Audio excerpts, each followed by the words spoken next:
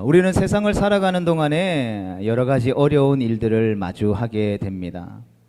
그렇기 때문에 그렇게 마주하는 좋지 않은 일들로 인해서 하루하루가 항상 즐겁고 행복한 것만은 아닙니다.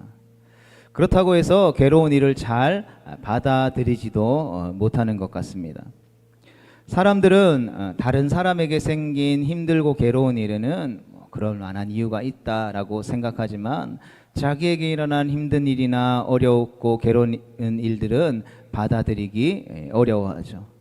이러한 현상을 낙관 편견이다라고 표현합니다. 우리가 계속해서 살펴보고 있는 우리가 요셉의 삶을 볼 때에 우리는 이러한 낙관 편견에 빠질 수 있다라는 것이죠. 요셉이 당하고 있는 그 고난과 고통과 오해와 비난과 그 힘든 일에 대해서는 우리가 객관적인 시각으로 그럴 수밖에 없었네, 안타깝지만 요셉의 삶 가운데에 벌어진 일들을 요셉은 받아들여야 하지 않겠어, 어떡하겠어 라고 생각한다라는 것이죠. 하지만 정작 요셉이 당한 그 고통과 어려움이 자기 자신에게 다가오게 된다면 어떻게 될까요? 왜 나만 이런 고통을 겪어야 하는 거지? 라고 하며 원망하고 불평하게 되더라는 것이죠. 하나님께서는 언약 백성에게 아침에 인자하심을 나타내시며 밤마다 주의 성실하심을 베푸십니다. 오늘이라고 하는 하루하루를 우리가 살아가는 우리에게 있어서 일어나게 되는 그 소소한 사건들 가운데서도 만왕의 왕이요 만유의 주가 되시는 주님께서 친히 그 배부를 조종하고 계시고, 때로는 직접 개입하시기도 하시고, 또 때로는 하나님의 사람들을 사용하시기도 하고, 또 환경을 조성하기도 하시고, 때로는 우리의 눈에 꼬일 대로 꼬이는 것처럼 보이지만 마침내 합력하여 선을 이루시기까지 바쁘게 우리를 위해서 일하고 계시다라는 것이죠. 사람은 인생을 우리가 살아가는 한 치 앞도 그 결과를 내다볼 수 없기 때문에 지금의 환경과 현실에 우리가 늘 눈을 고정하지만 하나님께서는 자신의 계획 가운데 수많은 목적을 가지고 계시다라는 것입니다. 그래서 요셉이 하나님의 뜻하심 가운데에 열매를 맺은 것처럼 우리의 인생도 하나님의 뜻을 따라 계획하신 목적을 이루어 끝내는 마침내는 아름다운 의의 열매를 맺게 될 것을 확신합니다. 성도 여러분, 그러하기에 우리는 우리의 삶 가운데 마주하고 있는 우리의 눈에 보이는 수많은 현상들에 우리가 너무 깊이 빠져서는 안 되는 것입니다. 우리는 믿음의 눈을 들어 그 하나님의 일하심과 우리를 향하신 그 하나님의 열심과 그 하나님의 선한 손길을 바라볼 수 있어야 하는 것이죠. 왜냐하면 우리의 인생의 모든 주권과 그에 따른 해석이 바로 하나님께 있기 때문입니다. 따라서 감옥에 갇혀 있는 요셉의 인생 가운데에 의미 없는 날, 의미 없이 일어난 일은 없다라는 것이죠. 오늘의 일을 통해서 하나님께서는 당신의 뜻하신 바를 이루시는 것이기 때문입니다. 우리는 이처럼 하나님께서 요셉을 향한 계획을 따라서 그를 훈련시키시고 그를 하나님의 사람으로 만들어 가시는 모습을 우리 계속해서 말씀을 통해서 보게 됩니다. 그리고 그 주어진 삶에 대한 해석은 하나님만이 하실 수 있다라는 것이죠. 그러하기에 오늘도 주어진 말씀을 통해서 우리는 그 각 사람을 이끄시는 하나님의 훈련을 우리가 발견할 수 있게 되기를 주님의 이름으로 축복합니다. 요셉은 지금 어디에 있습니까? 억울하게 감옥에 갇혀 있는 것이죠. 하지만 하나님께서 인자를 더하여 주셔서 간수장에게 은혜를 받게 하심으로 말미암아 요셉은 옥중에서도 그 감옥의 모든 재반 사무를 처리하는 일을 담당하게 되는 것이죠. 이때 하나님께서는 자신의 계획하심을 따라서 애굽의 높은 지위를 가진 술 맡은 자와 똥 굽는 자 두 관리를 요셉에게 보내신다라는 것이죠. 이들은 현재 잠재적인 구출자로 이 요셉이 있는 감옥에 등장하지만 우리가 그 결과를 잘 알고 있듯이 나중에는 요셉을 실제적으로 그 감옥에서 구출해내는 실제적인 조력자로서 활동하게 됩니다. 이 두 관리가 감옥에 갇힌 이유는 왕의 심기를 건든 정도의 단순한 범죄가 아닌 것으로 우리는 추측해 볼 수 있습니다.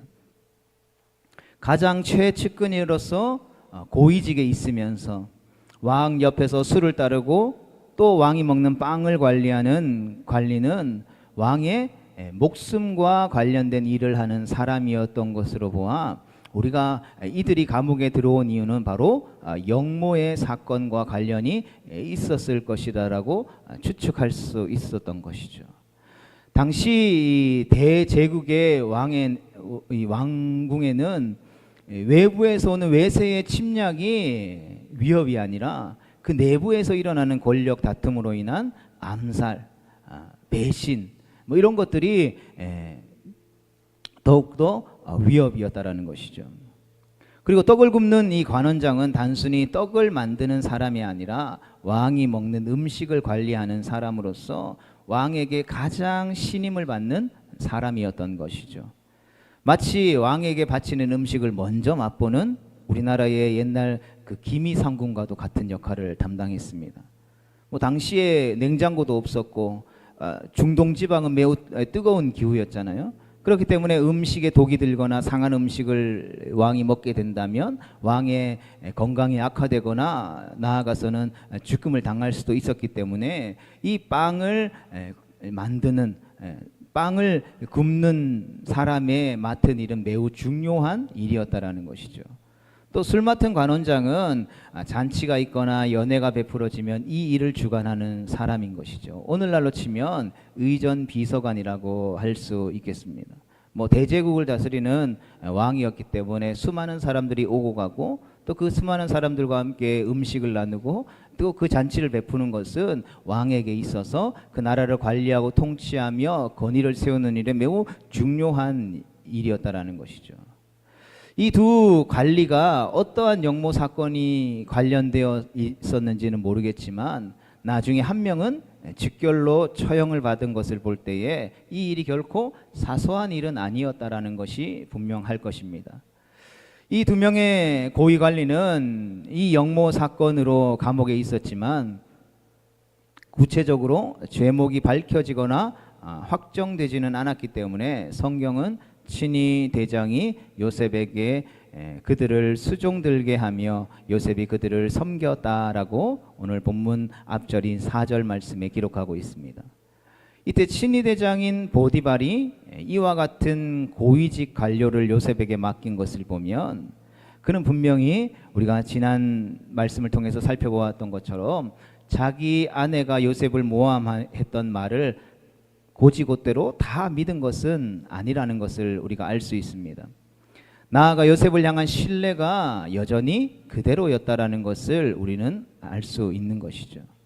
오히려 요셉이 아내의 덫에 걸려들었다라고 생각하지 않았을까요? 보디발이 감옥에 들어가 있는 자신에게 왕의 최측근이었던 고위 관리들을 섬기는 일을 맡기게 되자 요셉은 즉각적으로 이를 알아차렸을 것입니다.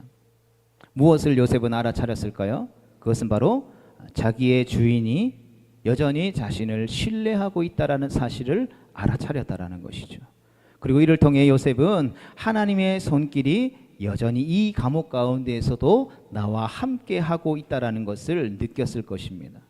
비록 자신이 지금 억울한 누명을 쓰고 옥중에 갇혀 있다 할지라도 보디발이 자신에게 다시 이러한 중요한 일을 맡긴 것을 보면 분명 자신과 함께 하시는 하나님의 손길이라는 것을 말이죠. 이 요셉은 보디발의 명령을 따라서 두 관리를 섬기면서 그 섬기는 일에 감사했을 것입니다. 비록 감옥에 있다 하더라도 주인이 자신을 향한 의심을 거둔 것으로 여기며 기뻐했을 것입니다. 사실 요셉은 자신의 상황을 보고 원망하기도 또 불평하기도 했을 수도 있습니다. 이 말씀을 보면서 저라면 그랬을지 모르겠다라는 생각을 해보게 됩니다. 아니 100% 그랬을 것이다 라고 생각합니다. 하나님, 왜 내가 이런 수모와 고통을 겪어야 합니까? 제가 무슨 소위 세상 사람들 말로 전생에 무슨 죄를 지었기에 노예로 팔려온 것도 억울한데 주인을 위해 주인의 아내의 요구를 거절한 대가가 고작 모함을 쓰고 감옥행이라니요. 게다가 또 하필 반역자들을 섬기게 하십니까?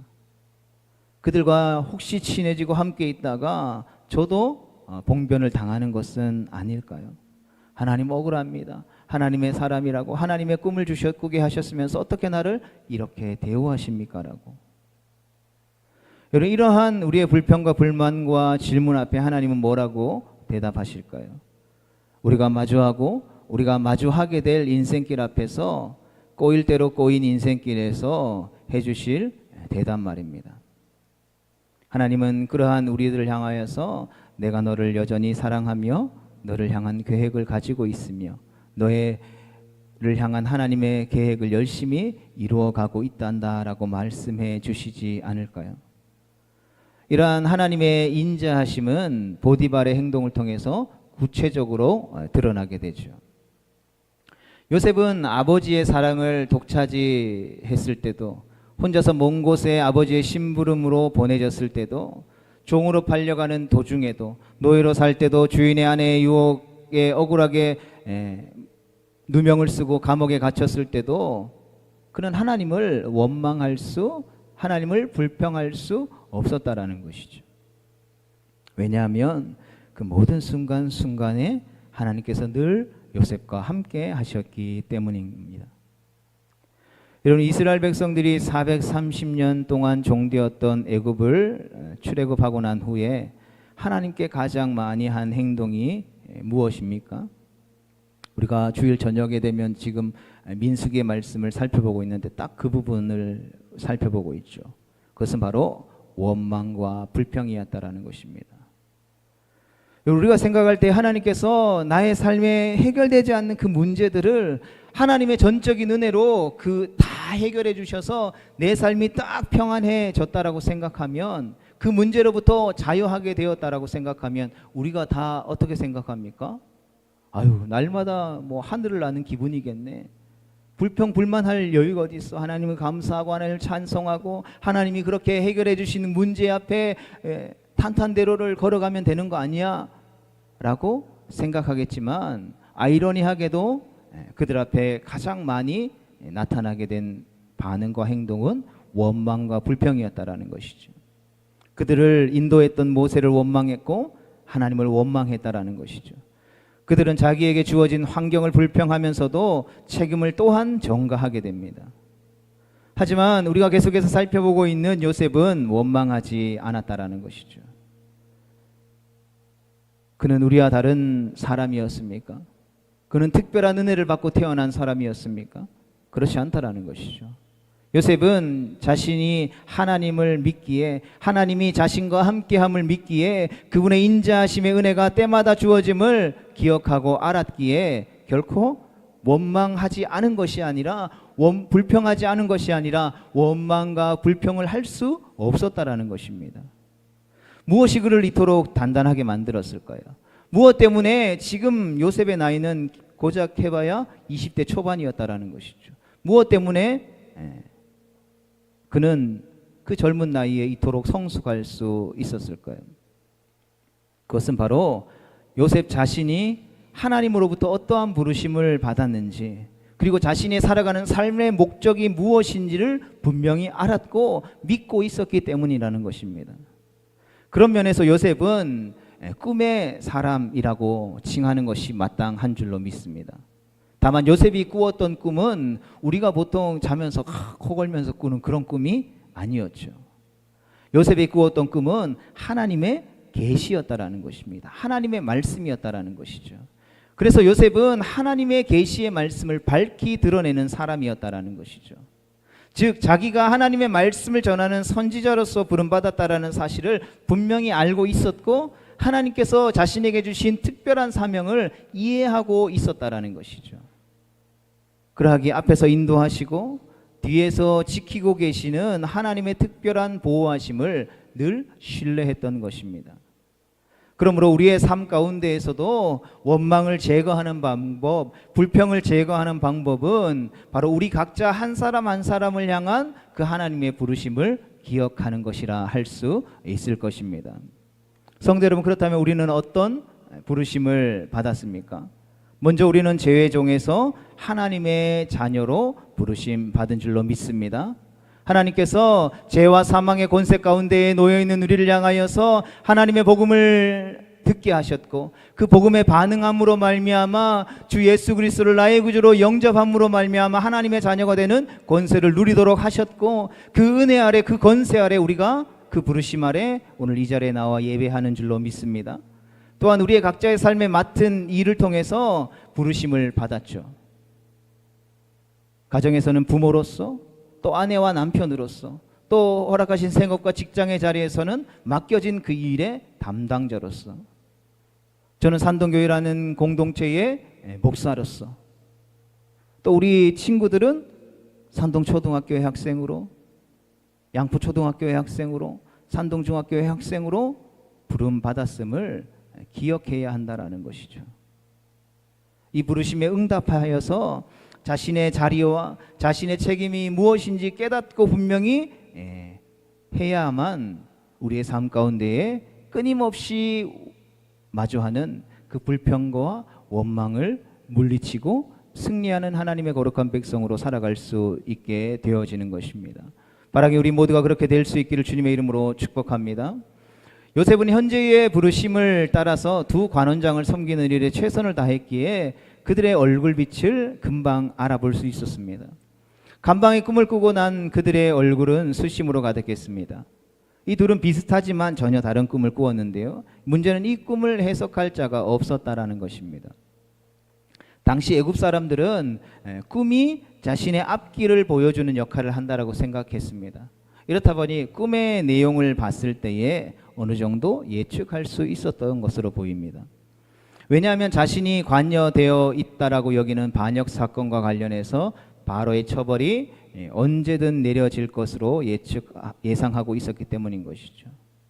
두 사람이 꾼 꿈을 보면 우선 술 맡은 자의 꿈은 포도나무 하나가 3가지가 있었는데, 술 맡은 관원장은 포도나무 가지에 싹이 나고 꽃이 피고 열매가 익어 포도들을 그것으로 포도주를 담가서 바로의 잔에 올려드렸다라고 합니다.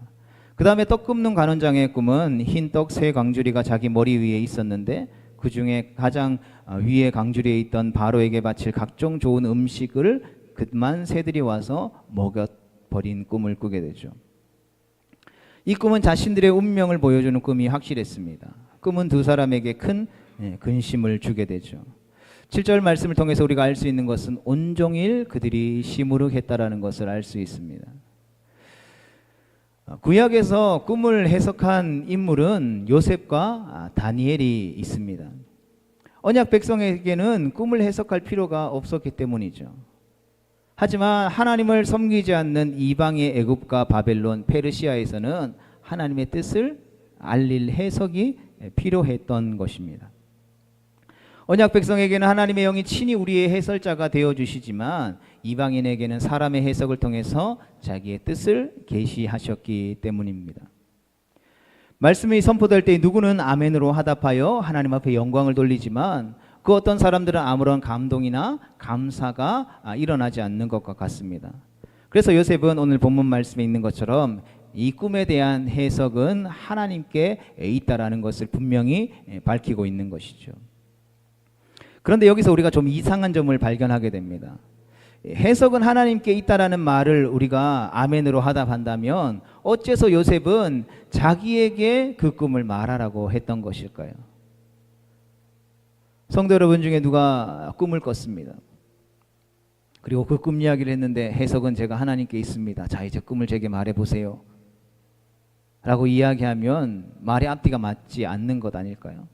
해석은 하나님께 있습니다. 우리 하나님이 어떤 뜻을 우리에게 보여주시기 위해서 이 꿈을 꾸게 하셨는지 우리가 같이 기도해 봅시다라고 해야 하지 않을까요? 성도님의 마음속에 내주하고 계시는 성령 하나님께서 그것을 깨닫게 해주실 것입니다. 해석은 하나님께 있기 때문에. 그런 면에서 요셉이 자, 이제 해석은 하나님께 있으니까 그 꿈을 나에게 말해주세요 라고 하는 말은 나의 해석이 곧 하나님의 해석이다라는 뜻으로 우리가 받아들일 수 있는 것이죠. 그리고 이 말을 들은 두 관원은 아무런 의심과 대꾸도 하지 않고 바로 요셉에게 자신들이 꾼 꿈의 이야기를 해주게 되죠.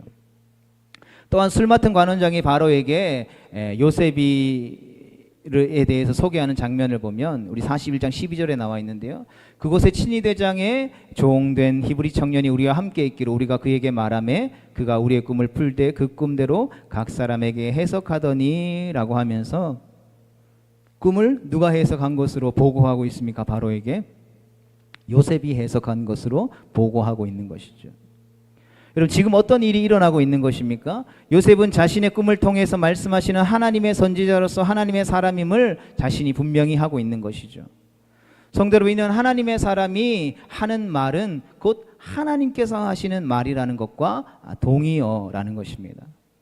왜냐하면 하나님께서 요셉의 입에 말씀을 주시고 그 입을 통해서 말씀하고 계시기 때문입니다.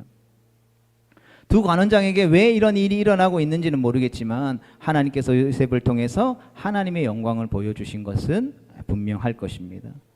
두 관원은 정확히 요셉에게 꿈을 해석받은 이후 3일 후에 요셉의 해석대로 일이 일어나게 되죠. 성도들, 우리는 한 치 앞도 내다볼 수 없는 한계를 가진 존재입니다. 그러기에 하나님의 일하심을 측량한다라고 하는 것, 다 이해한다라고 하는 것, 다 밝히 깨달아 안다라고 하는 것은 불가능한 일일 것입니다. 그렇기 때문에 하나님의 일하심을 하나님께서 친히 우리에게 해석해 주시고 알려주시지 않으면 우리는 그 일을 알 길이 없는 것이죠. 여러분, 지금까지 쭉 이어왔던 요셉의 삶을 무엇으로 설명할 수 있겠습니까? 하나님이 왜 이러한 방식을 통해서 요셉을 훈련하시는 것일까요? 하나님께서 애굽의 총리로 요셉을 세우셔서 애굽뿐만 아니라 그와 함께한 가족들을 구원하실 계획을 가지고 계셨다면 정상적으로 잘 훈련을 받고 요즘으로 치면 유학을 가서 애굽에서 공부 열심히 해서 사람들에게 눈에 들고 입신양명해가지고 높은 자리에 올라서 나를 지금 이 자리에 오르게 하신 분은 하나님이십니다 라고 해서 그 하나님을 내가 찬양하니까 너가 이제부터 애굽을 다스려라 라고 하면 쉽잖아요. 여러분, 그게 더 하나님 영광 돌리는 일이라고 우리가 생각되잖아요.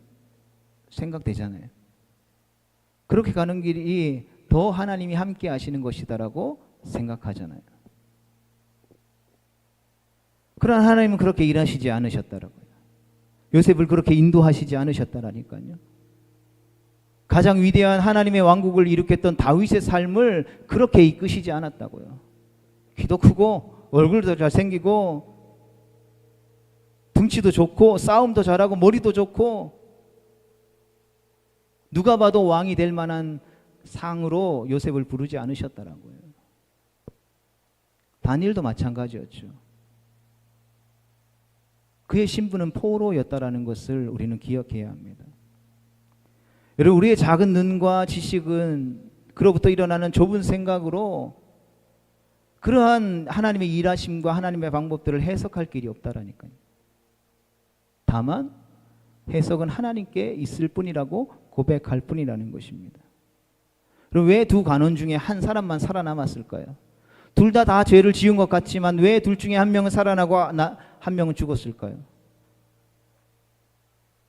둘 중에 하나는 살아남아야만 나중에 요셉이 바로 앞에 나아갈 수 있는 길을 만들 수 있는 것 아니었겠습니까? 요셉을 살리기 위해서 한 명이 살아남은 것입니다. 둘 중에 한 사람은 의롭고 정의롭고 뛰어났기 때문에 살아남은 것이 아니라 하나님은 요셉을 살리기 위해서, 요셉을 바로 앞에 세우기 위해서 한 명을 살려놓으신 거라시라니까요. 이렇게 우리는 우리 앞에 놓인 수많은 일들 가운데에 하나님의 해석이 없이는 제대로 된 길을 알 수도 없고 제대로 된 길을 향해서 나아갈 수도 없다라는 것이죠. 여러분, 우리가 지금 이 시간 2025년 2월 23일 이제 12시가 조금 넘은 이 시간에 이곳에 현재의 모습을 하고 예배드리고 있는 이유가 무엇이겠습니까? 왜 우리를 대한민국에, 왜 구미라는 도시에 지금의 삶의 자리 가운데 생업의 현장을 가지고 지금의 가족의 구성원들과 함께 살아가고 있을까요? 그거에 대한 명확한 해답을 내어놓으실 수 있는 분 계십니까? 신앙을 가진 우리에게 있어서 그 물음의 답은 바로 해석은 하나님께 있습니다 라는 말 말고는 할 해석이 없다라는 것이죠. 요셉은 하나님의 이러한 거북스러운 해석 앞에 결코 주저앉지 않았습니다. 하나님의 해석을 가감없이 전달하게 되죠. 그리고 오늘날 교회라는 공동체 안에서 설교자가 하나님의 해석을 전달하는 역할을 합니다. 성경에 담긴 하나님의 뜻이, 하나님의 해석이 설교자의 입을 통해서 우리의 삶 가운데 선포되어지게 되죠. 따라서 우리는 말씀의 해석을 전달하는 설교 말씀을 잘 들어야 할 의무가 있는 것입니다. 반면 하나님의 말씀을 통해서 하나님의 뜻을 전달하는 부르심을 받은 설교자는 어떠한 경우에도 자신의 입을 통해서 선포되어지는 말씀이 하나님의 선포라는 것을 잊어서는 안 되는 것이죠. 그것이 바로 설교자가 가진 영적인 부담감이겠죠. 그리고 그에 따른 심판 또한 하나님께서 하시는 것입니다. 그래서 이 강단이라고 하는 것은 설교자의 지식을 뽐내기 위함도 아니요, 자신의 어떤 이익을 추구하기 위함도 아니요, 누군가의 길을 즐겁게 하고 육신의 만족함을 주기 위함도 아니라는 것을 기억해야 하는 것입니다. 성도 여러분이 설교자인 저를 위해서 기도해야 할 제목이 바로 이것이죠. 설교자를 정의하는 기준은 어떠한 지식도, 어떠한 학벌도, 지혜도, 어떠한 그가 가지고 풍기고 있는 화려함도 아니요, 오직 하나님의 말씀을 대언하는 통로로서의 정결함일 뿐이라는 것이죠.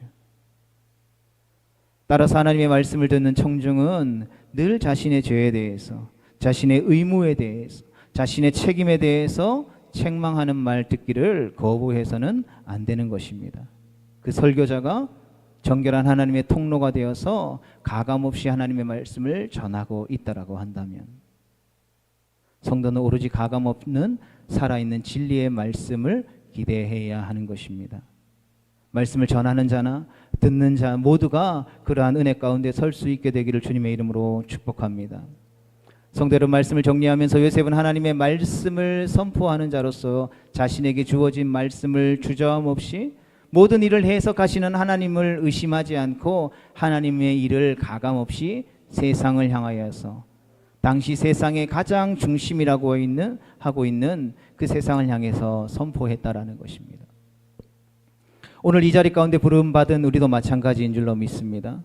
지금 살아계신 하나님의 역사하심이 설교 가운데 하나님의 말씀이 이 강단을 통해서 선포되어진다라면 우리의 삶을 새롭게 하시고 회복하시고 온전케 하실 줄 믿습니다. 나아가 그 말씀을 가지고 삶의 자리로 가운데로 나아가서 그 말씀을 동일하게 전달하는 전달자의 역할을 또한 우리가 감당해야 하는 것이죠. 그리고 우리를 부름받은 자리 가운데에서 또 동일하게 가감없이 그 하나님의 말씀을 전달할 수만 있다면 저와 여러분들을 통해서 하나님의 잃어버린 천하보다 귀한 한 영혼이 주님 앞에 돌아와 예배하고 주님 앞에 영광 돌리게 되는 구원의 역사를 경험하게 하실 줄로 확신합니다. 왜냐하면 살아계신 하나님의 말씀은 결코 땅에 떨어지지 않고 반드시 열매 맺기 때문인 것입니다. 바라기는 우리 모두가 이 믿음의 확신 가지고 부르신 삶의 자리 가운데 다시금 나아가 말씀을 받은 자로 그 은혜를 누리고 그 말씀을 전하는 자로 부르심의 사명을 감당하는 우리 모두가 되어질 수 있기를 주님의 이름으로 축복합니다.